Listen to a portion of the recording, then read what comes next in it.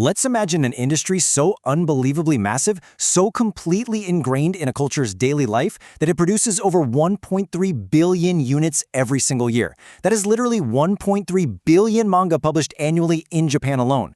To put that into perspective, manga makes up roughly 30% of all books published in the entire country.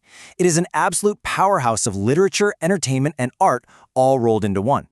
Welcome to The Explainer. Today, our focus is on unpacking the fascinating history and mechanics behind Japanese manga and anime. We are going on an incredible journey to discover how an art form, which largely built its modern empire on cheap paper and serialized magazines, transformed into a worldwide storytelling phenomenon that shapes global pop culture today. Okay, let's dive into this. Here is our roadmap for today. 1. Roots in woodblock prints. 2. The post-war boom. 3. Manga versus comics. 4. Defining the anime style. And finally, 5. Shonen, shoujo, and beyond. Starting right off with Section 1, Roots in Woodblock Prints. And this brilliantly illustrates how our modern obsession with these sprawling epics actually grew out of traditional roots.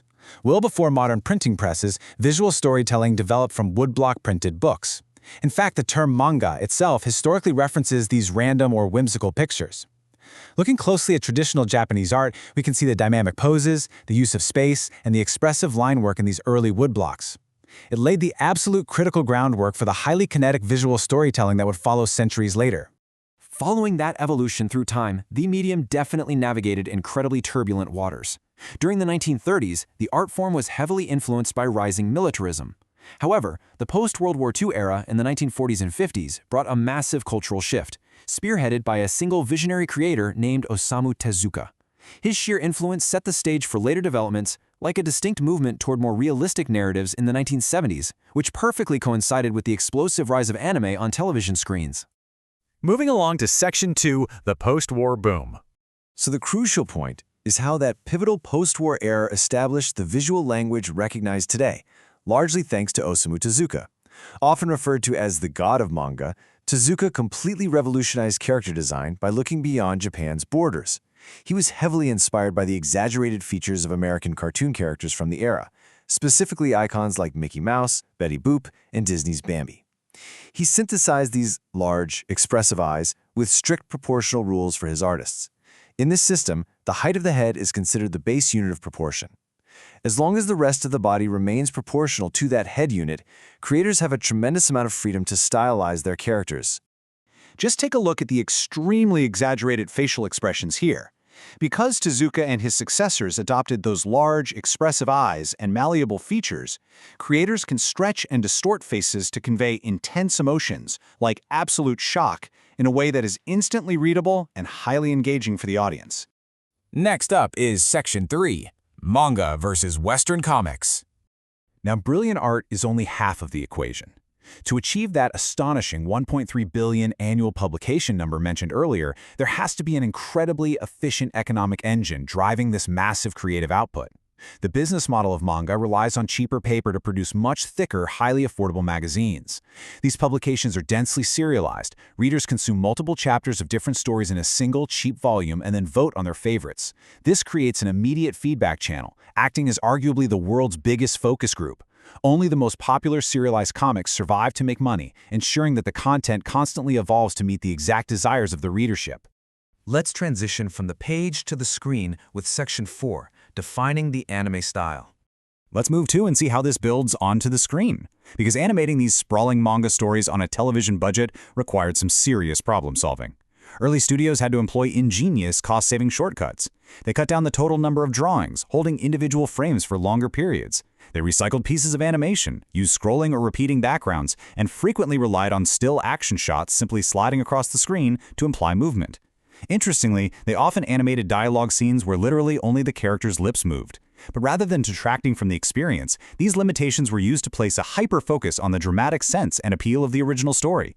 It turned budgetary constraints into a highly stylized cinematic art form.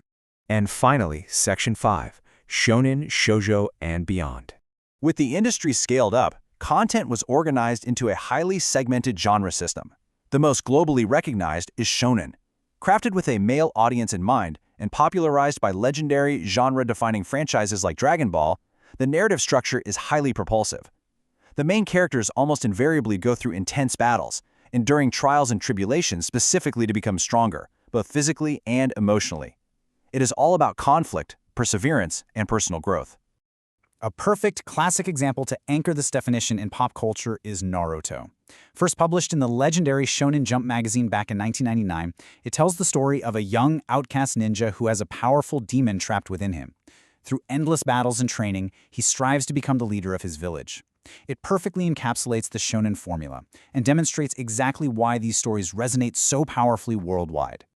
On the flip side of that coin is the shoujo genre. Shoujo is crafted specifically with a female audience in mind. While shonen leans heavily on physical battles to drive the plot, shoujo often focuses on the complexities of interpersonal relationships. These stories frequently deal with romances between young men and women, navigate the nuanced problems girls face in daily life, and dive deep into specific hobbies or cultural interests. Now, what's really interesting about this slide is the stark visual and thematic contrast. Placing a dynamic, high-energy shonen action shot right beside the soft, ethereal, and emotionally focused artwork of a shoujo romance highlights the incredible versatility of the medium. The visual language, the way lines are drawn, the framing, the expression of the eyes, fundamentally shifts to serve the specific emotional core of each genre. And the industry's dedication to its demographics goes way beyond just the stories. Specific publications deeply cater to their readerships.